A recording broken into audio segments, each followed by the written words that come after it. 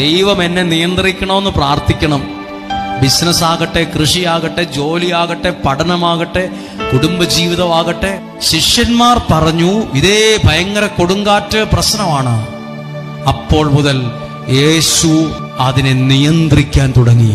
നേരത്തെ നിയന്ത്രിച്ചതിനെ ദൈവം നിയന്ത്രിക്കാൻ തുടങ്ങി. മനസ്സിലായോ?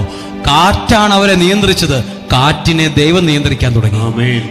വലിയ തിരമാലയാണ് അവരെ നിയന്ത്രിച്ചത്, അപ്പോഴാണ് ഇങ്ങനെ മറിയാനൊക്കെ തുടങ്ങിയത്. നിന്നെ തകർക്കാൻ ശ്രമിക്കുന്നതിനെ യേശു നിയന്ത്രിക്കും. വരച്ച വരെ നിർത്തും. നിനക്കൊരു ഉപദ്രവവും വരുത്താതെ. അതായത് ശിഷ്യന്മാർ ചോദിച്ചത്, അയ്യോ കാറ്റും കടലും പോലും ഇവൻ പറഞ്ഞത് കേട്ട് മാറിപ്പോയല്ലോ, ഇതെങ്ങനെ സംഭവിച്ചു?